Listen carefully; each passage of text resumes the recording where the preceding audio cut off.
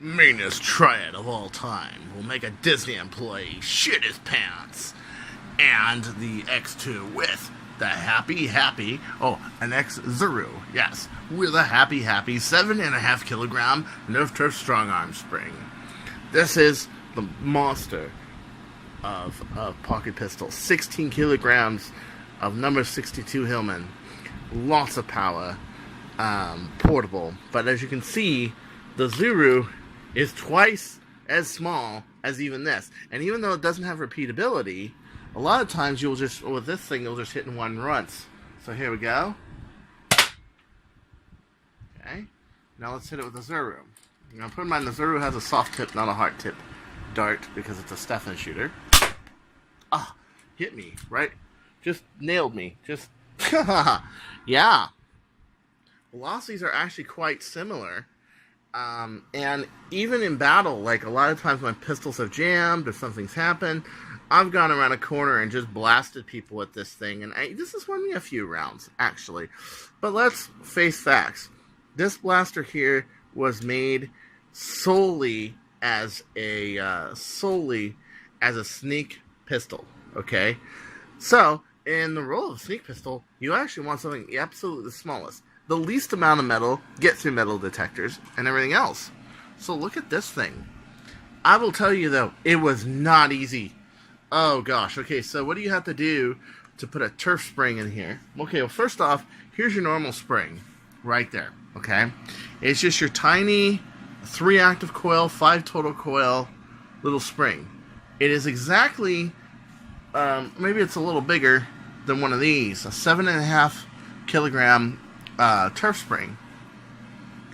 Personally, when I use a spring for an outer spring for either a fire strike or another blast, or another strong arm, has just a really limited close space, and that's why these springs are good. Rough cuts too.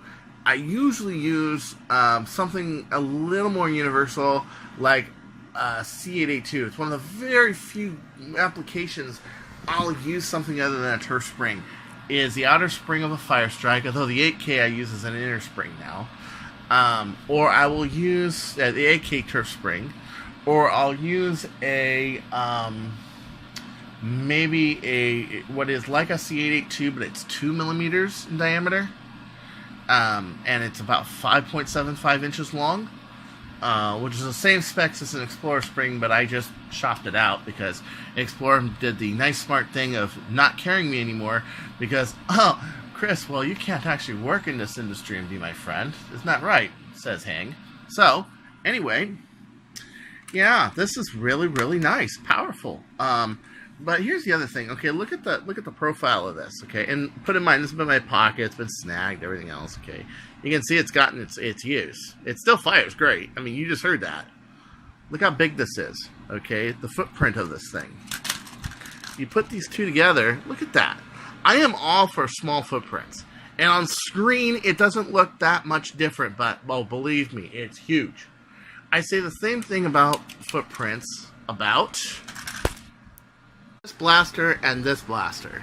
Mauser Fire and Retaliator. 2 blasters that can potentially do the same thing. Now, put in mind, the only way you're going to get this kind of performance is if it has a breech kit on it. And the breech kit's probably going to be about at least that long if you're going short PT, and that long if you're going long PT, your barrel is. So, if you think about it,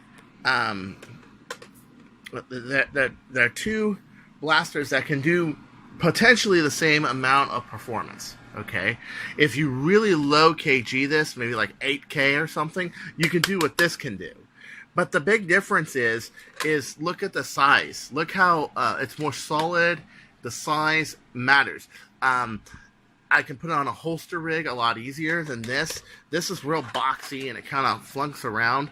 And believe me, I have primaried with Retaliators before. Okay, in a lot of your super stock leagues, usually I'm going to battle with Retaliator. The last HVZ I went with a Recon Retaliator, a red one, yes, with a sealed breech full length kit on it. But even more profound is the difference between this and that. Look at that. That's a 6-shot Mega Blaster, Cyclone Shock. Look at that. Whew. Look at the difference. I mean, when you're wearing, you don't really notice it as much when you're holding it, as much as when you're wearing it. Like, you're wearing it on a holster rig, and plus also, this is 12 rounds, okay, of Steffens. I got another belt, a rig, that holds me yet another 2 magazines. And in a backup situation, if you can't get out of danger with 3 magazines, I'm sorry, you're doing something wrong. Okay? Because usually you should only need maybe 3, 6, maybe even 1 shot. A lot of times I only need 1. But I decided to get the people that rush is to up my game to a repeater 12 that is about the bulk of a fire strike, but maybe a little longer. And Mauser fire really just kicks for that. So I am no stranger to bulk reduction, but when you're talking about a concealable, okay, you gotta have something that's small, lightweight, something that you can glue the screws in. So what you do is you glue the screws so that it you can put it through a metal detector a lot easier. But you take this pin right here and you make that, like, you know, a less detectable metal, like brass. That works too. Yeah, I know, kind of bad boy stuff. If you guys remember the Big Shock I used to have, I still have it, it's just in pieces. The one that did about 200 feet per second, I accidentally took that to a courtroom one day. I didn't realize I did it. I was reporting for jury duty, and I left my Big Shot in my coat pocket. Well, it has an inside coat pocket on it. Well, I go to the bathroom, I'm like, what's that? Oh, shoot. And that thing had a brass insert and everything. Now, I didn't bring the barrel. That's the reason I didn't get caught. I didn't have this big, long piece of brass on here. Well, on this thing, you can pull decent velocity without brass. You take out the AR from the inside. That's not brass. That fits a Steffen perfectly, as a matter of fact. I mean, look at this. Watch this. Oh, man. It's nice and snug, ready to fire. It doesn't quite vacuum load, but again, I've always been against vacuum loading. On this thing, you can't glue the screws. Why? Because it's your plunger head cap. You can't glue it. You need those screws or this thing's going to rip off. And you need the brass to really give it more power, because after about here, the barrel widens up like most Nerf barrels do. But X-Shot ignored that rule. And quite frankly, I think a true bore is actually better. That you keep the bore the same size. That's what I do on a lot of the jet designs, is I kept it the same size. And I will continue to do so because it's just better. So anyway, this is Chris Carteas, and don't get to go changing everything except maybe your backup blasters. I mean, this thing is more powerful, actually more powerful than this. Okay? Anybody remember this blaster? Yes, I still have it. It's the very first Fire Strike that I ever modded. Ever. Okay? It's got another holster for it. Again, really hard to one hand. One hand theatrics. This has got a 4 kilogram Stampede spring and a 2.5 kilogram, I believe it's a Raider spring.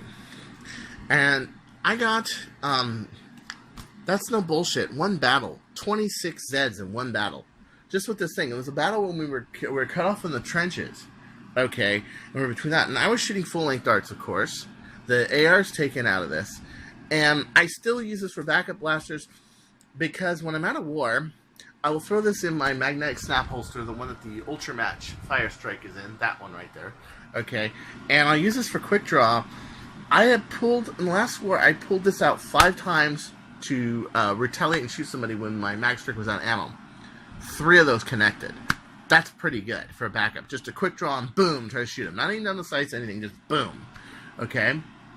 And I have to say that this one right here, dude, actually shoots farther than this. That's saying something, you know. And this is a very practical blaster for Super Stock. As a matter of fact, this is my backup blaster when I played the Super Stock War. Well, now this Zuru actually shoots farther. It may not have the handy feel, the grip. Okay, there is a point where small is too small for some things, but definitely not for a concealable or something like this. And don't even talk to me about a jolt. Okay, 8 kilograms is the farthest you can probably take a jolt, and you'll get about 60 feet. I took this out today with an ACC version 5. I did 105 feet flat. 105 flat. It's doing as far as that one does flat. Okay? That's pretty amazing. So until next time, it's Chris Cartea. Again, sorry. Don't you go changing, and just remember, I have one of these now, and I could be just around the corner looking at you.